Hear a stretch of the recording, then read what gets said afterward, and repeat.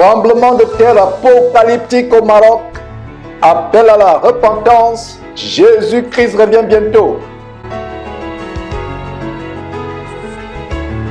Le légendaire festival satanique et blasphématoire Burning Man, stoppé par Dieu.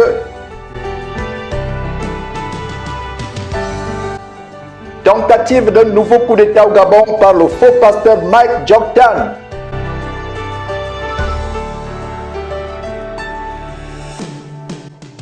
Un étudiant camerounais tue ses deux frères en sacrifice rituel pour sa secte.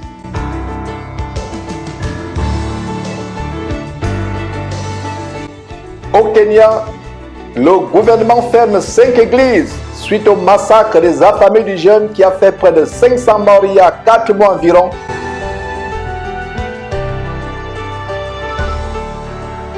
Voilà le sommaire du tour du monde des actualités internationales qui affectent les chrétiens à travers le monde en ce grand jour de l'an de grâce 2023, le samedi le 9 septembre.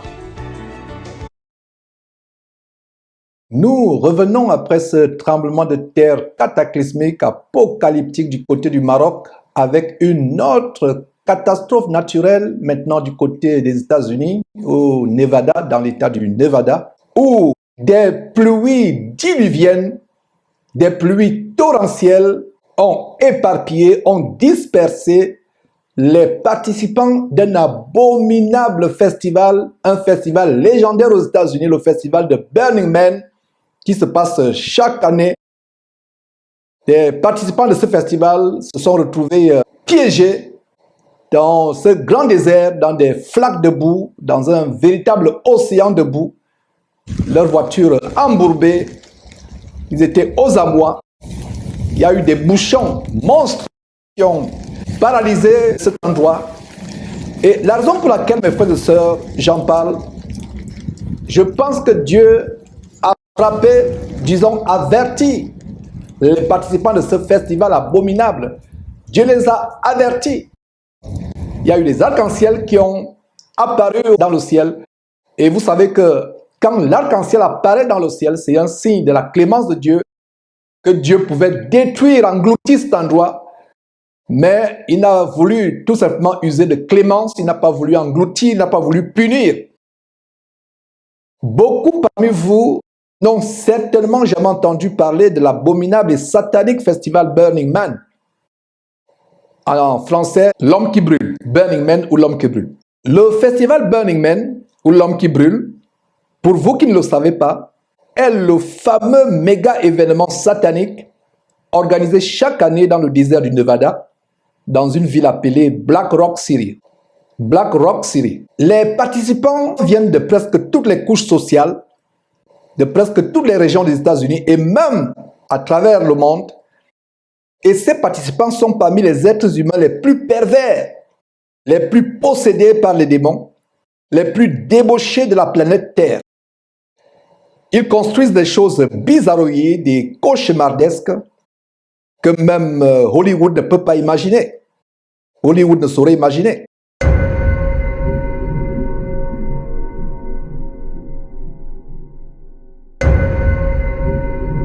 Ils vivent pendant 9 jours dans ce désert, dans une surprenante complicité communautaire, marquée par la débauche sexuelle, la promiscuité, des scènes d'orgie à vous faire vomir et les actes de blasphème contre Dieu.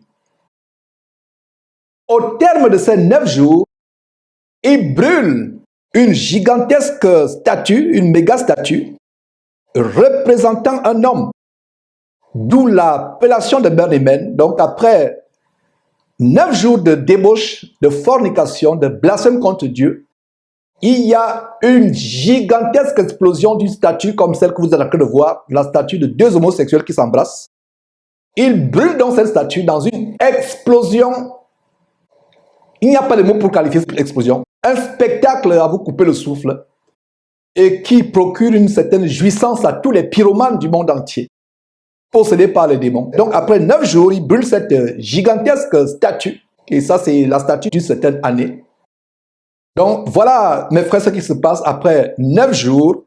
En fait, cette scène d'incinération qui est le point culminant de leur folie diabolique, de 9 jours, signifie qu'ils savent qu'ils brûleront un jour en enfer. Mais ils s'en foutent, permettez-moi l'expression, vivent leur vie sur terre comme si de rien n'était, comme bon leur semble, se rébellant contre Dieu, dont la seule destination finale, au terme de 9 jours, c'est la preuve qu'ils sont conscients qu'ils vont brûler un jour en enfer. En fait, ils se moquent même de l'enfer, ils se moquent de l'enfer, ils se moquent de Dieu.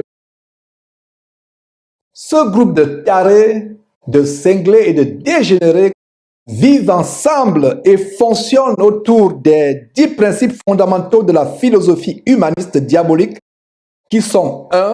L'inclusion radicale, 2. La libéralité ou le partage, c'est-à-dire que c'est un faux partage, une fausse libéralité. 3.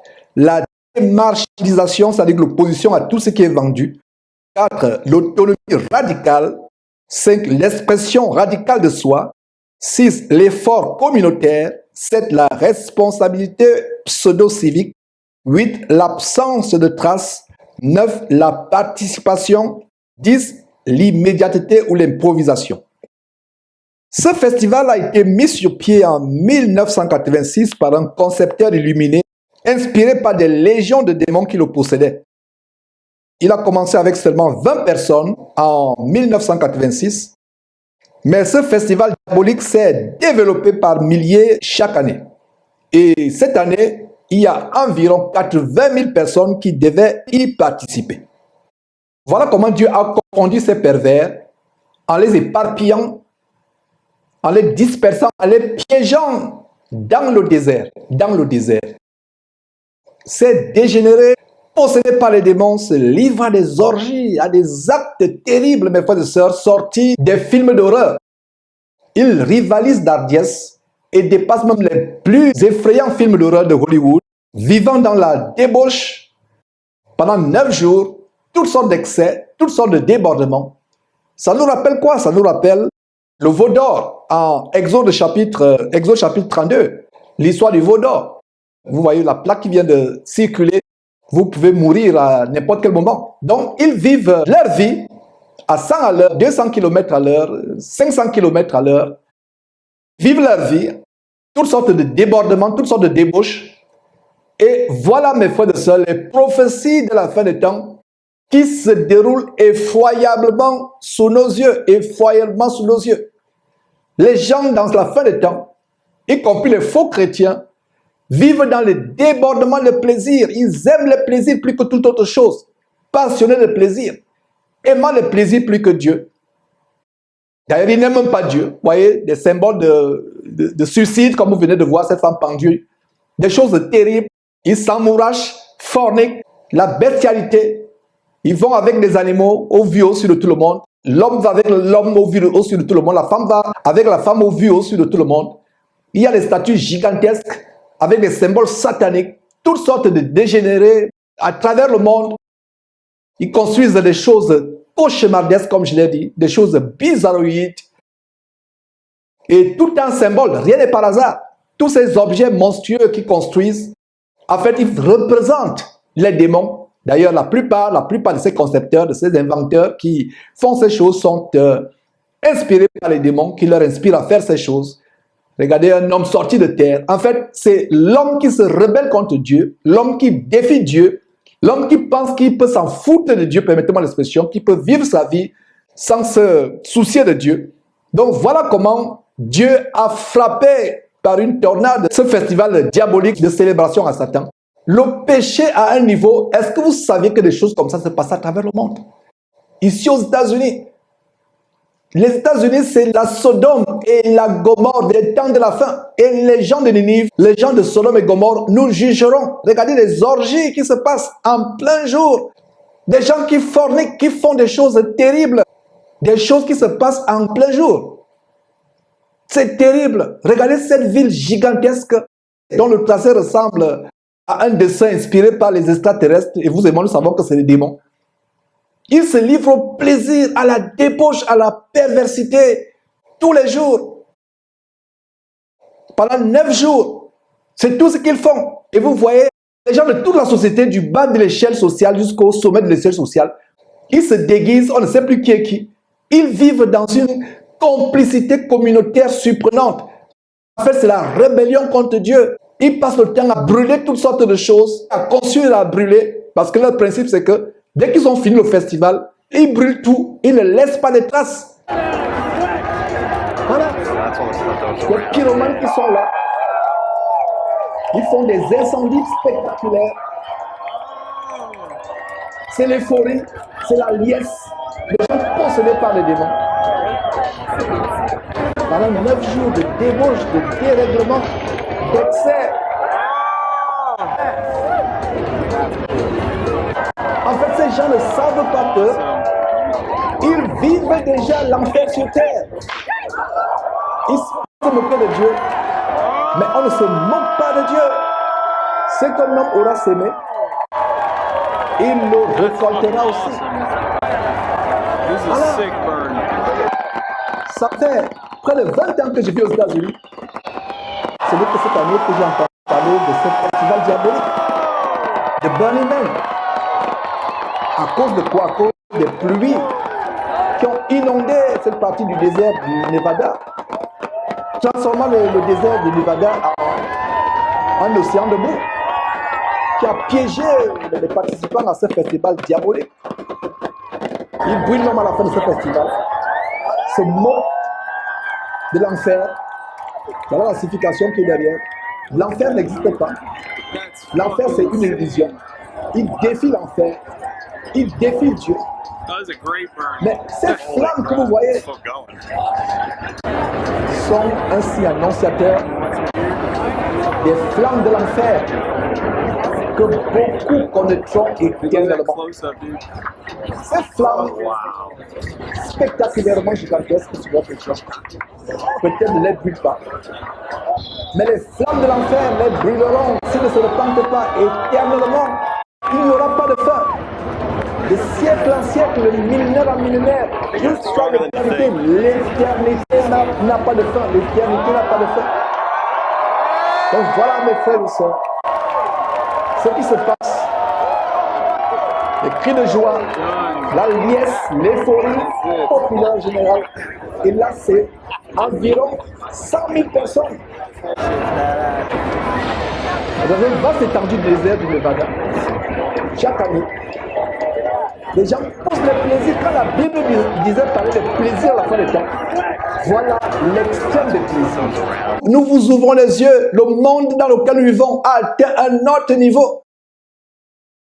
La décision derrière le studio, c'était est-ce qu'il faut montrer ces images, est-ce qu'il ne faut pas les montrer. Après la décision finale, il faut les montrer pour que les gens sachent à quel point la dépravation a atteint un niveau tellement élevé. Les chrétiens ne doivent pas avoir part à ces choses. Et écoutez-moi, frères et sœurs, il y a des membres des églises qui sont dans ces séminaires, dans ce festival. Il y a des caravanes des membres de soi-disant églises américaines qui y vont. Parce que le chrétien aujourd'hui n'a plus le discernement. Le chrétien aujourd'hui pense que c'est normal, on va aller s'amuser, we're gonna have fun, comme on dit en anglais. On aura du plaisir, on va s'éclater. Il y a les caravanes des églises américaines qui vont dans ce séminaire. Ils n'ont pas de discernement. La Bible dit que nous devons sortir des ténèbres. Nous n'avons aucun rapport avec les ténèbres. Il n'y a aucun rapport. La Bible dit sortez du milieu d'eux. Si vous êtes un chrétien francophone, ou peu importe le chrétien que vous êtes aux États-Unis, soi-disant chrétien, et vous assistez à ces choses, comme vous venez de voir, l'assimilation de la pendaison, et vous partez de là, vous avez un esprit de suicide. Vous avez toutes sortes d'esprits. Il y a des gens qui vont là-bas par suivisme. Et c'est à vous que je m'adresse. Vous, chrétiens francophones, peu importe là où vous venez, d'Europe, d'Afrique, qui vivent aux États-Unis, que vous soyez même américain et vous pouvez comprendre ce que je suis en train de dire. Vous assistez à ces choses par suivisme parce que vous voulez accompagner un ami, avoir un week-end, et les places se vendent depuis des mois. Et il n'y a même plus de places. Donc, 6 mois à l'avance, les places sont déjà réservées. Il n'y a plus de places vides. Voilà ce qui se passe. Les gens courent vers les plaisirs débridés. Beaucoup savent ce qu'ils sont en train de faire. Les organisateurs savent ce qu'il y a derrière. Ils blasphèment contre Dieu. C'est là où vous pouvez exprimer votre homosexualité. exprimez votre pédophilie, exprimez votre bestialité. Il y a même des sections réservées aux handicapés. Les gens qui ont des problèmes de mobilité, incroyable. Un handicapé paraplégique, paralytique, devrait avoir plus la crainte de Dieu par rapport à son statut. Il est déjà paralysé, on doit le porter. On les porte, certains sur les brancards, d'autres sur les chaises roulantes.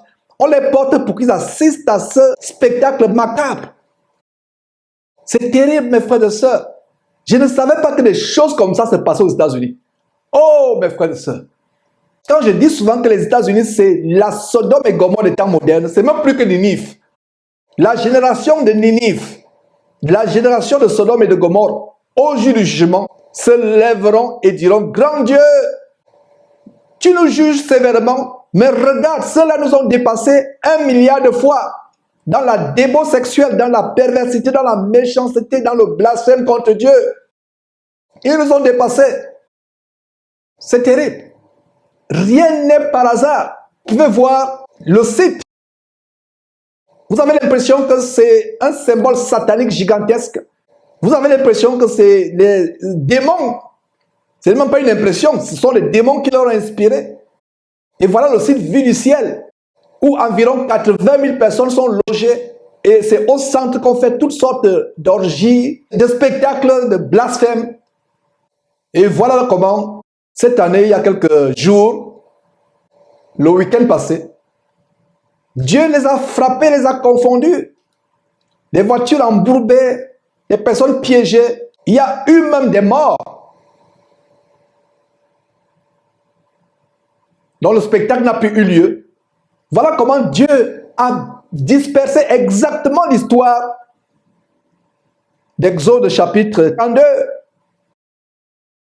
Quand Moïse s'est retiré pour être seul avec Dieu à la montagne, le peuple est resté seul, lassé, et vous pouvez lire en Exode chapitre 32, verset 1, comment le peuple, voyant que Moïse tardait à descendre de la montagne, s'assemble autour d'Aaron et lui dit, fais-nous un Dieu. Exactement dans ce désert où ils font toutes sortes de dieux, de fonte, de bois, d'acier, de verre, des choses monstrueuses, cauchemardesques qu'ils fabriquent. Alors ils font ces choses au temps de Moïse, et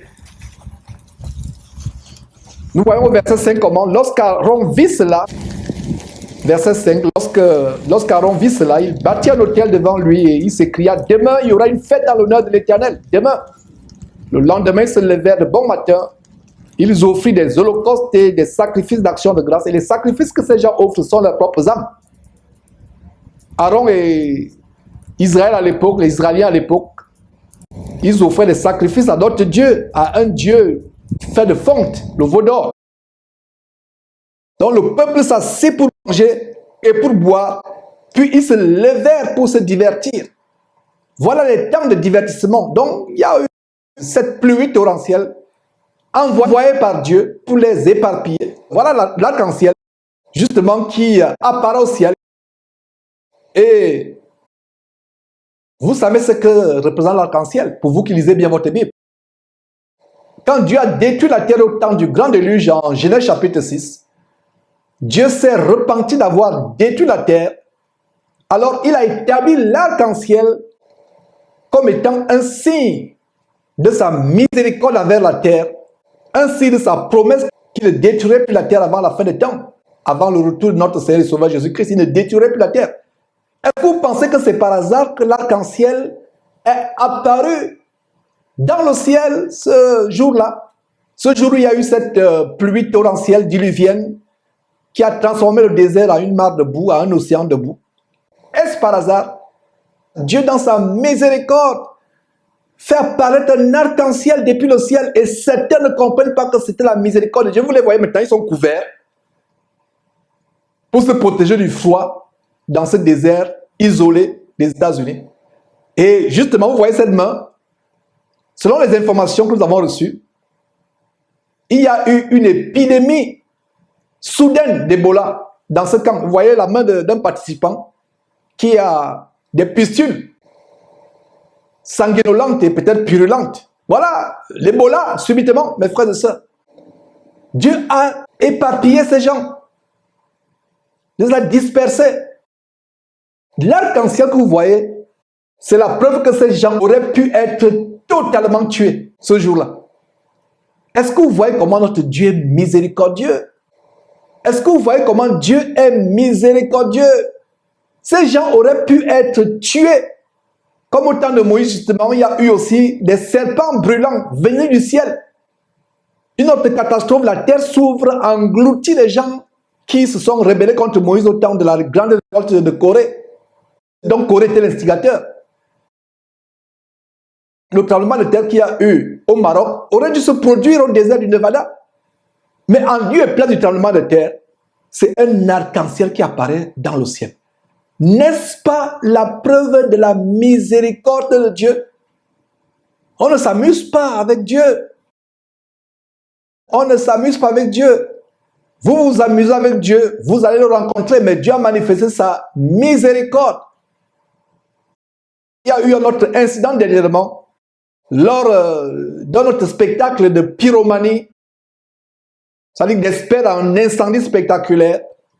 Ils ont érigé un dragon quelque part aux États-Unis pour faire des feux d'artifice avec le dragon, l'ennemi numéro 1 de Dieu, qui représente en fait le serpent ancien ou Satan ou Lucifer qui a été chassé du ciel, le diable.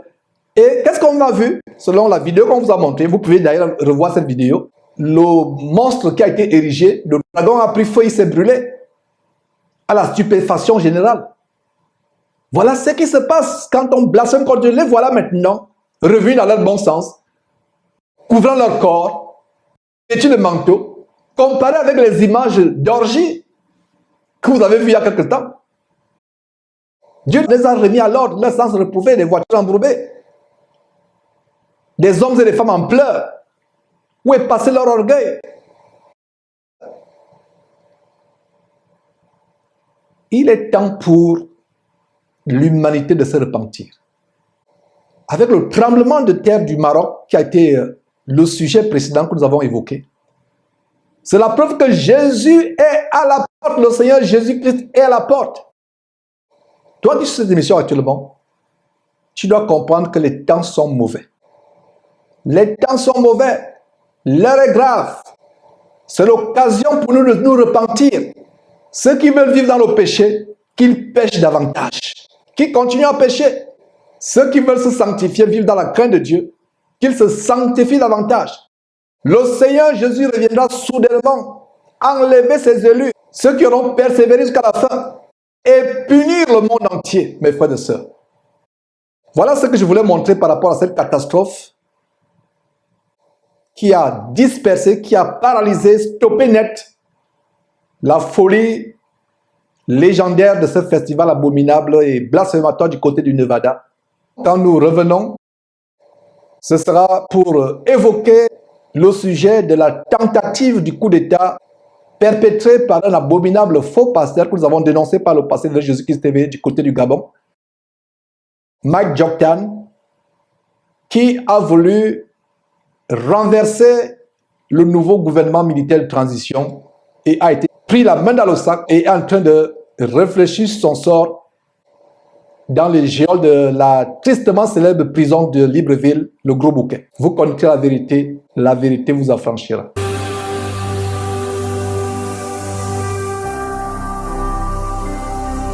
Jésus-Christ TV, vous connaîtrez la vérité et la vérité vous affranchira.